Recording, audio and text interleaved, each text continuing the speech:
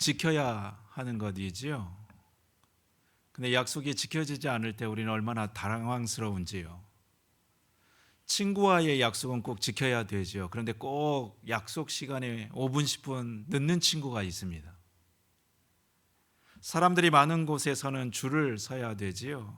근데 얌체처럼 다 기다리고 있는데 새치기에서 쏙 들어가는 사람이 있으면 얼마나 얄밉습니까? 틀림없이 좋은 것이라고 믿고 샀는데 집에 와서 복숭아 상자를 열어보니까 위에 것은 멀쩡한데 아래가 다 상해 있습니다. 세상에 이런 일이요. 차를 운전하고 가는데 앞차가 신호를 무시하고 그냥 확 끼어듭니다. 얼마나 깜짝 놀라는 일입니까? 아직 어린 학생이 길거리에서 연세 많으신 어르신에게 말을 함부로 하고 무시해 댑니다. 얼마나 눈살이 그냥 찌푸러집니까? 서로의 약속이 지켜지지 않을 때 우리는 그렇게 불쾌하고 언짢을 수가 없는 것이지요. 근데 여러분, 우리 하나님은 어떠실까요?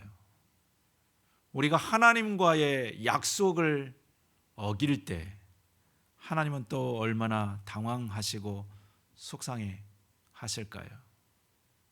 나는 하나님과의 약속을 잘 지키고 있는지요? 오늘 말씀은 하나님과 솔로몬의 약속을 기록하고 있습니다. 16절에서 11절에서 16절의 말씀을 저와 한번 교독해서 읽도록 하시겠습니다. 솔로몬이 여호와의 성전과 자기 궁궐을 다 짓고 그 성전과 왕궁에 대해 마음에 계획했던 일을 무사히 다 마쳤습니다. 그러자 여호와께서 밤에 솔로몬에게 나타나셔서 말씀하셨습니다. 솔로몬아, 내 기도를 들으라. 가운을 좀 나눠 주셔서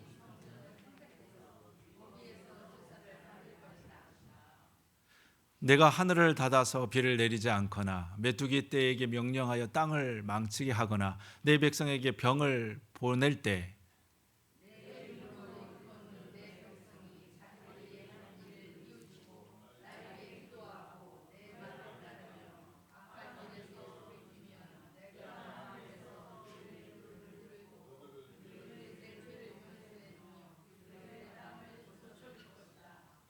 내가 그들을 돌보아 주며 이곳에서 드리는 기도를 들어주겠다.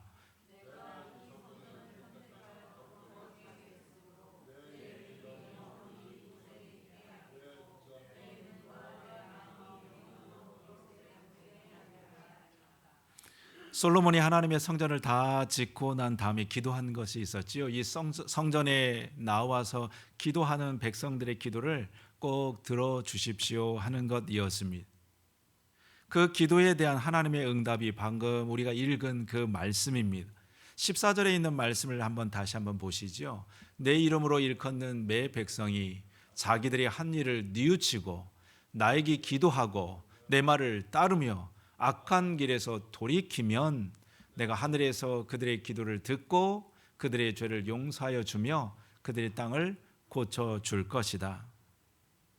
여러분, 이것은 솔로몬과 하나님과의 약속이었습니다. 내 이름으로 일컫는 내 백성이 자기의 일을 뉘우치고 내 기도를 하게 되면, 내 말을 잘 따르고 악한 길에서 돌이키면, 다시 말하면 하나님의 백성으로 그들이 그 약속을 잘 이행하게 된다면 나도 그의 약속을 잘 지켜주셔서 하늘에서 그 기도를 들으시고 죄를 용서하시고 그 땅을 고쳐주시겠다는 약속이었습니다. 약속에는 둘 사이에 지켜야 할 의무가 있는 것이지요. 이스라엘 백성도 하나님에게도 지켜야 할 의무가 생겼습니다. 그래서 이스라엘 백성들은 하나님을 이스라엘의 하나님으로 섬겨야 할 의무가 있는 것이고, 하나님은 그 백성들을 지켜주실 의무가 생기게 되어졌습니다. 약속은 그런 것이지요. 이쪽도 지켜야 되고 저쪽도 지켜야 그 약속이 유효하게 되어진 것입니다. 그래서 하나님 솔로몬에게 강조하신 것이 18절과 17절과 18절에 나와 있는 말씀입니다. 저와 같이 한번 읽도록 하시겠습니다. 솔로몬아, 너는 내 아버지 다윗처럼 내 말을 들어라. 나의 모든 명령과 율법과 규례를 지키라. 그렇게만 하면 내가 너의 나라를 강하게 해주겠다. 이것은 내가 너의 아버지 다윗과 맺은 언약이다. 나는 내 아버지에게 다윗아 내 집안에서 이스라엘을 다스릴 왕을 끊임없이 낳을 것이다 라고 말하였다. 눈에 띄는 단어가 18절 처음 구절인데요. 그렇게만 하면입니다. 다시 말하면 약속을 내가 잘 지킨다면입니다. 그러면 나도 너와의 약속을 꼭 지키겠다 하는 것이지요. 근데 약속을 어기게 되면 어떻게 되는 것일까요? 그래서 주신 말씀이 19절 이하에 기록되어져 있는 말씀입니다. 이렇게 되어져 있지요. 그러나 나를 배반하면 안 된다. 내가 너에게 준 계명과 율법을 어기면 안 된다. 다른 신을 섬겨 예배해도 안 된다. 만일 그렇게 하면입니다.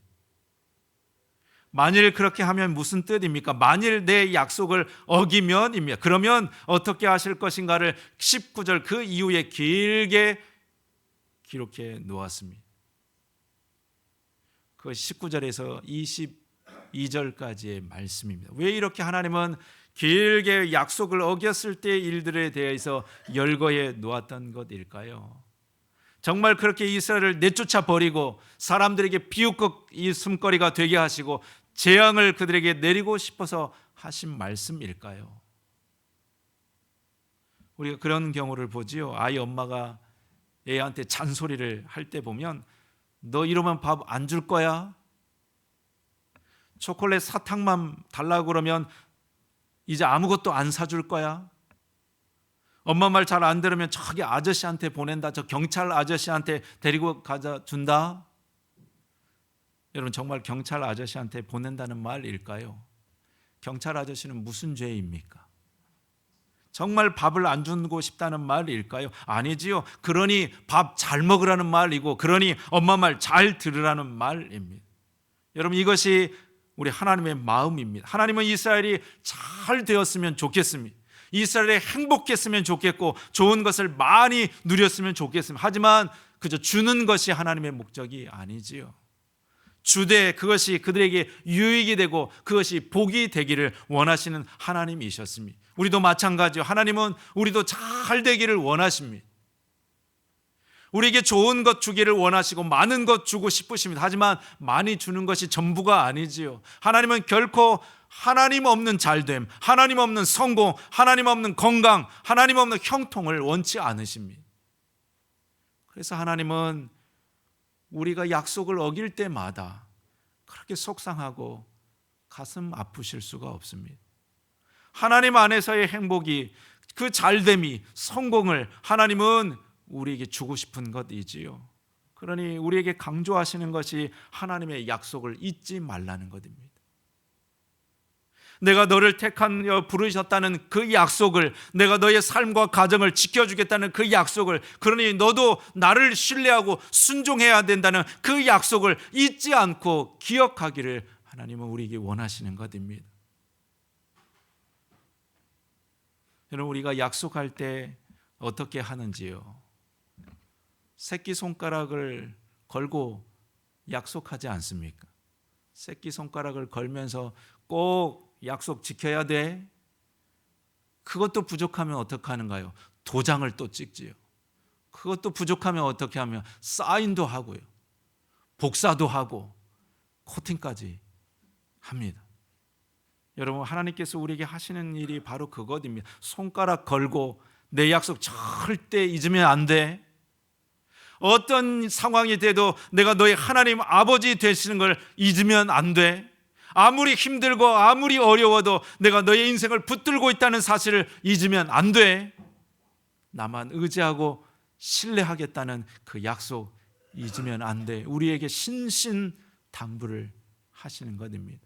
여러분 저를 따라서 한번 해보실까요? 손가락을 들으시고 새끼손가락을 하나님과 같이